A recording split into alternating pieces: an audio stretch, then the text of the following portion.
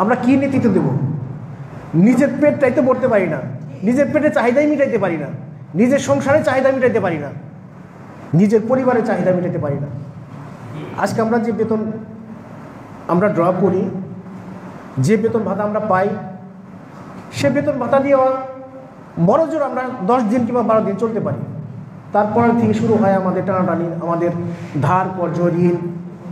আমরা এইভাবে চলতে চলতে আসলে হাঁপিয়ে উঠেছি। আর কতদিন? ভাবছিলাম হয়তো একটা অন্তত পে স্কেল পাবো, একটা অন্তত আমাদের একটা উপায় অন্তত সরকার করবেন, বিগত সরকারও করবেন। বিগত সরকারের সময় আমরা অনেক আন্দোলন সংগ্রাম করেছি। কোনো আন্দোলন সংগ্রামের মাধ্যমে আমরা তাদেরকে কোনোভাবেই টলাতে পারিনি, কোনোভাবেই বুঝাইতে পারিনি যে আমাদের আসলে বর্তমান পরিস্থিতি, এই বেতন ভাতা দিয়ে আমাদের আর চলে না, এই বেতন ভাতা দিয়ে আমরা সংসার চালাতে পারি না। আমাদের কিছু না কিছু পাশাপাশি করতে হয়। আমরা নেতৃত্ব দিই, আমাদের যদি সে ফ্রি টাইমটুকু থাকে, সেই সময়টুকু যদি আমরা পাই, অফিস টাইমের পরে কিংবা আগে বা অফিস টাইমের মাঝে, সেই সময়টুকু আমরা সংগঠনের জন্য ব্যয় করতে পারি। কিন্তু এখন বর্তমান পরিস্থিতি এমন হয়ে গেছে যে এই অবসর সময়টুকু, অফিস টাইমের পরের সময়টুকু, কিংবা মনে করেন যে ছুটির দিন, সরকারি ছুটির দিনের সময়টুকু, সেই সময়টুকু আমার কোনো না কোনো কিছু করতে হয়। তা না হলে আমার সংসারে বউ বাচ্চার মুখে আমার খাবার তুলে দিতে সম্ভব হয় না। আপনারা সবাই জানেন, সবাই বুঝেন, এই বেতনে আসলে আমাদের চলা কোনোভাবেই সম্ভব হচ্ছে না। আমাদের পাশাপাশি কোনো না কোনো কিছু করতে হচ্ছে।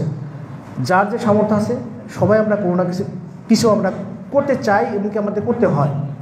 এই কারণে হয়তো সংগঠনের সময় আমাদের দেওয়া হয় না, এই কারণে হয়তো সংগঠনে এই মিটিং কিংবা সমাবেশে আমাদের উপস্থিত হওয়া হয় না। আজকে যদি আমাদের পেটে ভাত থাকতো, আজকে যদি আমাদের পেটটা যদি ভরা থাকতো, সেক্ষেত্রে আমাদের একটা উদ্যম থাকতো, সেক্ষেত্রে আমার একটা সাহস থাকতো, সেক্ষেত্রে আমার সময়টা আমি দিতে পারতাম। কিন্তু আমরা সেটা কোনো কিছু করতে পারি না। একে হচ্ছে মাথায় হচ্ছে টেনশন, মাথায় ঋণের বোঝা এবং কি পেটের ক্ষুধা।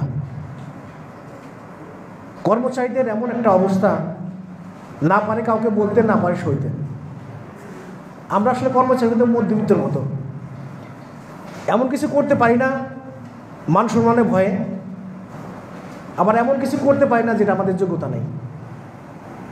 আমরা এমন একটা পরিস্থিতির মধ্যে আমরা পড়ে গেছি, যেটা থেকে আমরা কোনোদিন আসলে এখান থেকে বের হতে পারবো কি না সেটাও আমাদের জানা নাই। 2015 সালে আমাদের যে সরকার পে স্কেল ঘোষণা করেছিলেন,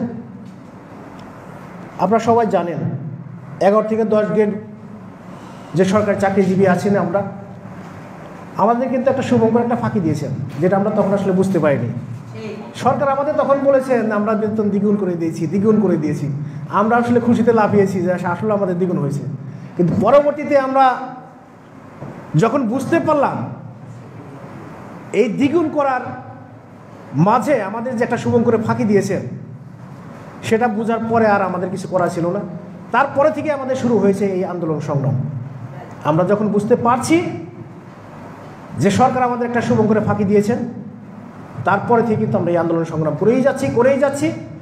কিন্তু সরকারকে আমরা কোনোভাবেই বুঝাইতে পারিনি, কোনোভাবেই টলাইতে পারিনি যে আমাদের একটা পে স্কেল প্রয়োজন। আজকে দীর্ঘ 9 বছর পার হয়ে গেল। দীর্ঘ 9 বছর পার হয়ে গেলেও আজ পর্যন্ত আমাদের সরকারি চাকরিজীবীদের জন্য একটা পে স্কেল আমাদের আর ভাগ্যে আমাদের জুটলো না। আদৌ জুটবে কিনা আমরা জানি না। তবে আমরা আশা করি বর্তমান যে সরকার, বিগত দিনের ফেসিবাদী সরকারের পতনের মাধ্যমে বর্তমান অন্তর্বর্তীকালীন সরকার যে পদক্ষেপগুলো নিচ্ছেন বা নিবেন, তার মধ্যে যেন আমাদের এই পে স্কেলের বিষয়টা যেন থাকে। আমি আমার সংগ্রামী নেতাদের আমি অনুরোধ করব, যে কোনোভাবেই হোক বর্তমান প্রধান উপদেষ্টা পর্যন্ত, তার কান পর্যন্ত আমরা এমন একটা কিছু করি যাতে আমরা তার নজরটা এড়াইতে পারি, আমরা তার নজরে আনতে পারি। আমাদের আসলে যে চাহিদাটুকু, সে চাহিদাটুকু যেন আমরা বুঝাইতে পারি।